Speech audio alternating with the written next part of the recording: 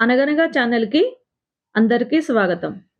పిల్లలు, ఇప్పుడు మనం 'గలీవర్ ట్రావెల్స్ మహాకాయుల రాజ్యం' నుండి మూడో భాగం వినేద్దాం.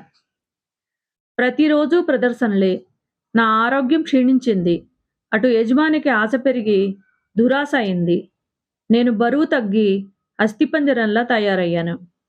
గమనించిన యజమాని కొంతకాలానికి నా మరణం ఖాయమనుకున్నాడు. ఈలోగా నన్ను వదిలించుకోవాలని పథకం వేశాడు.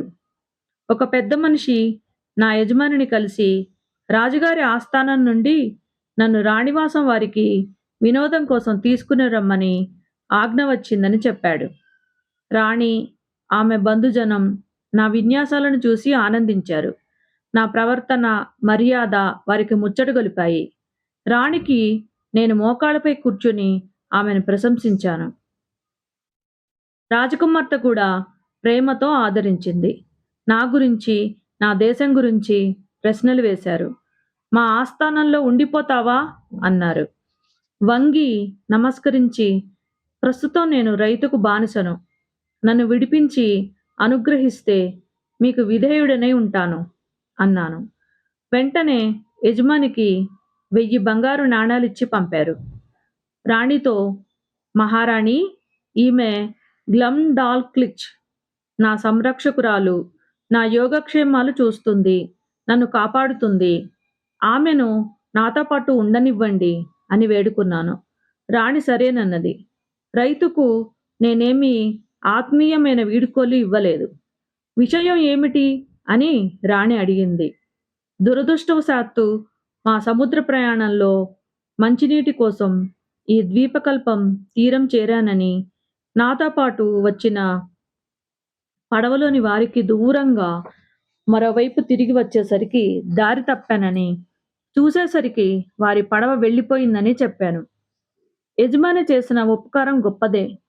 అతని పొలంలో పనివాళ్లకు నేను కనిపించాను. వారు నన్ను తమ భూకామందైన మా యజమానికి అప్పజెప్పారు. నన్ను బాగా చూశాడు. దానికి రుణం చెల్లినట్లే లెక్క. నన్నొక వింత మనిషిగా చూపి నా చేత విన్యాసాలు చేయించి ప్రదర్శనల వలన అతడు విశేషంగా ధనం సంపాదించాడు. నిరంతరం ఇదే పనితో నా ఆరోగ్యం క్షీణించింది. నిస్సహాయ స్థితిలో ఉండగా మీరు నన్ను ఆ బంధాల నుండి విడిపించారు. మీ ఆదరణలో నెమ్మదిగా కోలుకుంటున్నాను అని వినమ్రతతో వివరించాను. రాణి నన్ను రాజుగారి దగ్గరకు తీసుకుని వెళ్ళింది. రాజు నన్ను నిశితంగా గమనించాడు. రాణికి గల ఆప్యాయత రాజుకు నా పట్ల కలగలేదు. రాజు మంచి విద్యావేత్త, వేదాంతము, గణితము బాగా అధ్యయనం చేశాడు. నన్ను పరిశీలించి చూసి ఒక కళాకారుడు తయారు చేసినట్లు ఉన్నానని భావించాడు. కానీ నా గొంతు, మాట్లాడే పద్ధతి చూసి నేనొక వింత మనిషినని గుర్తించాడు. నా పూర్వపు యజమానికి కబురు పంపి రప్పించాడు. విషయాలన్నీ విని నేను చెప్పిన సంగతులన్నీ నిజమని అర్థం చేసుకున్నాడు. రైతు నాకు నేర్పించిన భాష రాజుకు అనాగరికంగా తోచింది. 3 పండితులను నాకు తగిన శిక్షణనిచ్చి తమ దేశ ఆచార వ్యవహారాలు నేర్పించమని ఆదేశించాడు. నిశితంగా నన్ను పరిశీలించిన పండితులు కూడా సృష్టిలో నేనొక వింత జీవనని తేల్చారు. రాజుతో సంభాషించే అవకాశం అరుదుగా లభించేది. అప్పుడు, రాజా, నేను కూడా మనిషినే. నా వంటి వారే మా దేశంలో లక్షలాది మంది ప్రజలున్నారు.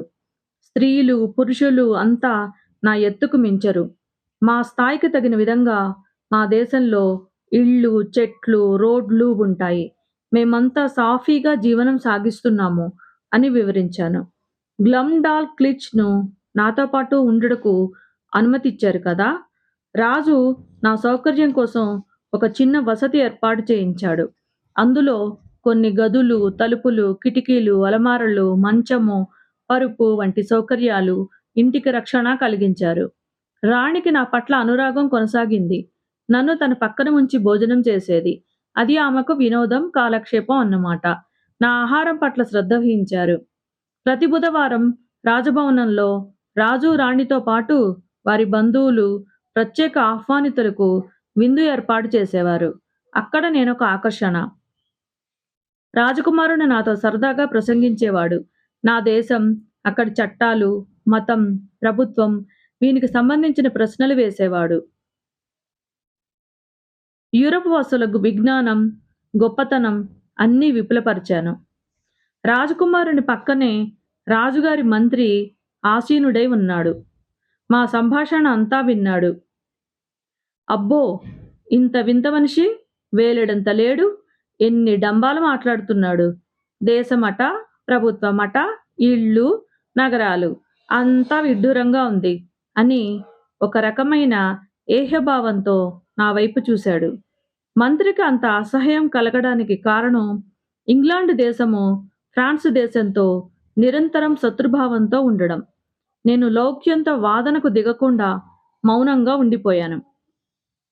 రాణివాసంలో ఒక మొరగొజ్జు ఉండేవాడు. నన్ను తరచూ ఆట పట్టించేవాడు. సూటిపోటి మాటలతో అవమానపరిచేవాడు. ఓ రోజు నన్ను అమాంతం ఎత్తి మీగడ ఉన్న ఒక వెండి గిన్నెలో పడేశాడు. బోర్లా పడ్డాను.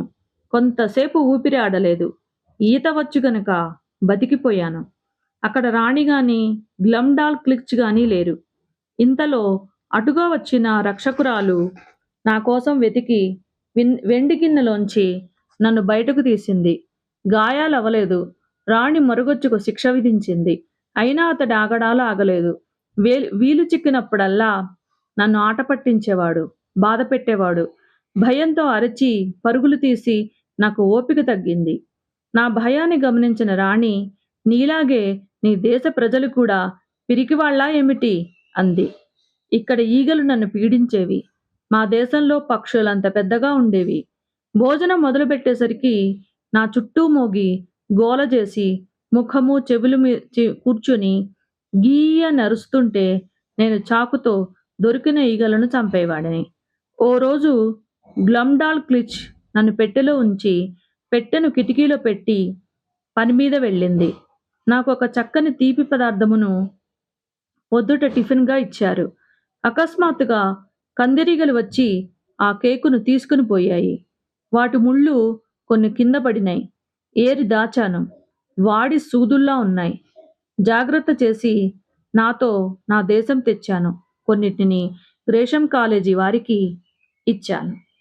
మిగతా కథ రేపు వినేద్దాం. నచ్చితే లైక్ చేయండి, షేర్ చేయండి, సబ్స్క్రైబ్ చేయండి.